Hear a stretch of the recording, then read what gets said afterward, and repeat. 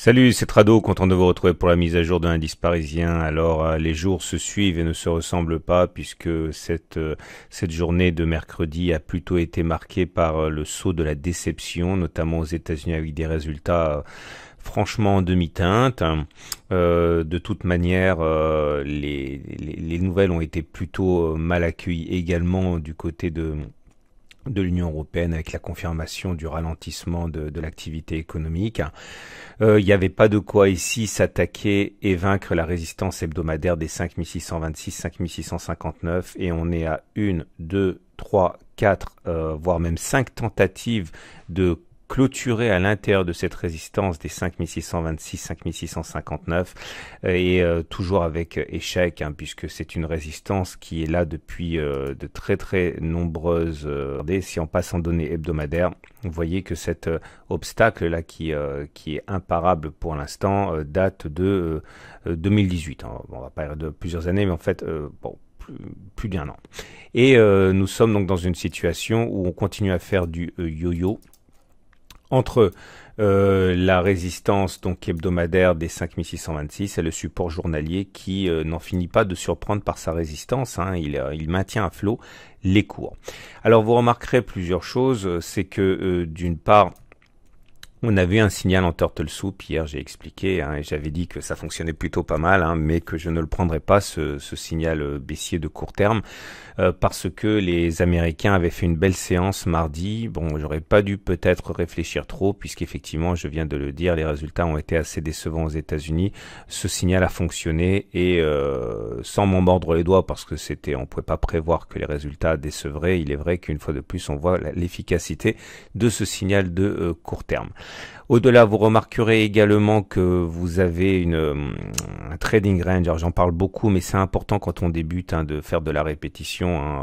Regardez, globalement, tant qu'on n'aura pas réussi à s'extraire de ce canal, de ce trading range bleu, on n'aura pas d'éléments significatifs à se mettre sous la dent. Je l'ai dit et je le répète, c'est l'alpha et l'oméga de l'analyse technique du moment.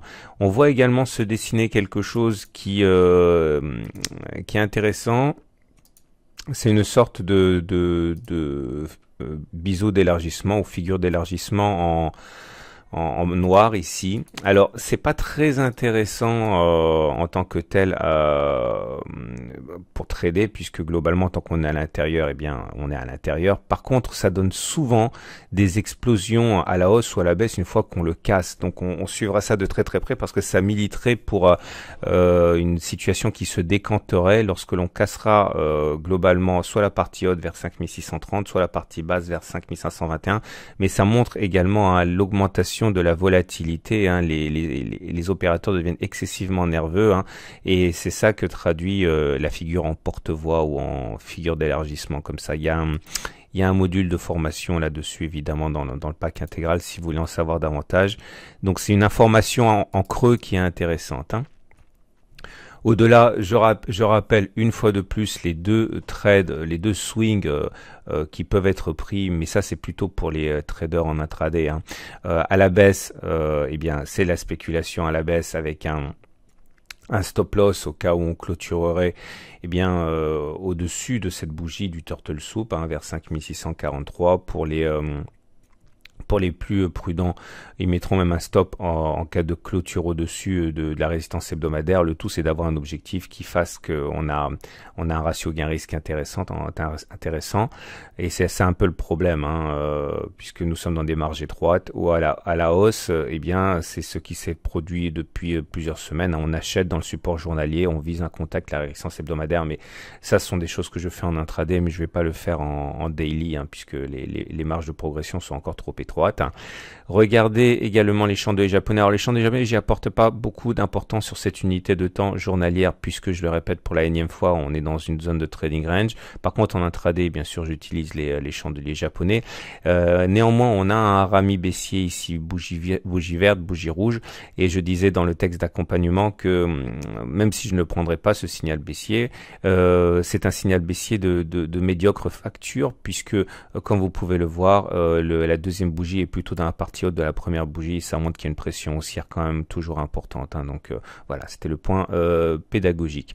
Regardez les éléments techniques, la moyenne mobile à 20 jours est en dessous des cours, donc on est en tendance haussière, et la moyenne mobile à 7 jours est également en support, on a rebondi dessus aujourd'hui, et ça montre effectivement les bonnes dispositions. Mais là aussi, hein, répétition, il faut bien comprendre que tous les signaux haussiers que l'on aurait sont limités par le fait que nous soyons en dessous d'une résistance, hein, et donc les résistances horizontales et verticales, les résistances et les supports horizontaux sont quand même ce qu'il y a de plus important. Donc à titre personnel, je n'achète pas un signal haussier lorsqu'on est au contact d'un obstacle. Regardez les bandes de Bollinger. Alors les bandes de Bollinger n'apportent pas grand chose non plus, sauf que vous voyez comment ça s'aplatir, et ça montre encore une fois qu'on est dans un canal, hein. Regardez les indicateurs techniques. Là on ne sait pas trop comment prendre ça, puisque ça monte, ça descend, les signaux du jour sont invalidés par l'évolution le jour d'après, et c'est normal parce qu'encore une fois on est dans un trading range. Quand on est dans un trading range, je dis ça pour les débutants, laissez tomber les chandeliers japonais, laissez tomber les indicateurs techniques, hein, ils n'envoient que des faux signaux. Concentrez-vous sur le trading range lui-même. Quand ça sera cassé, eh bien il sera temps de passer à l'action. Et là aussi, il faut le dire, pareil pour les débutants, vous savez, lorsqu'on ne sait pas sur quel pied danser, il faut tout simplement éviter de danser. Et là, en données journalières, je ne fais rien, je n'ai engagé aucun swing depuis le dernier qui a été petitement gagnant, on va dire, avec l'objectif intouché, mais là maintenant j'attends, je trade autre chose ou uniquement en intraday. En tout cas, vous voyez, le momentum il est toujours positif, le RSI est toujours au-dessus de 50, c'est bien, mais le MACD est sous son signal, donc ça contredit tout ça.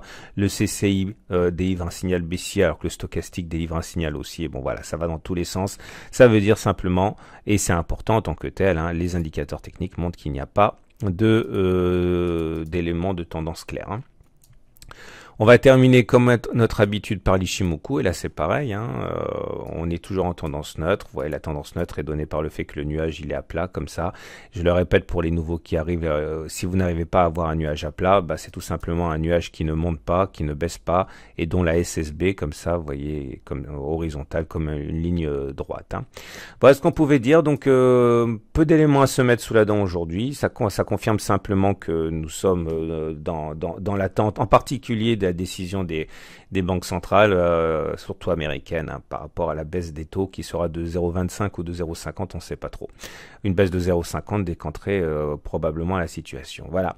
Je vous souhaite une excellente journée. Je vous renvoie au blog pour les matrices de trading intraday et pour toutes les autres vidéos que vous pouvez découvrir que vous ne voyez pas sur YouTube. Voilà. À demain pour la mise à jour.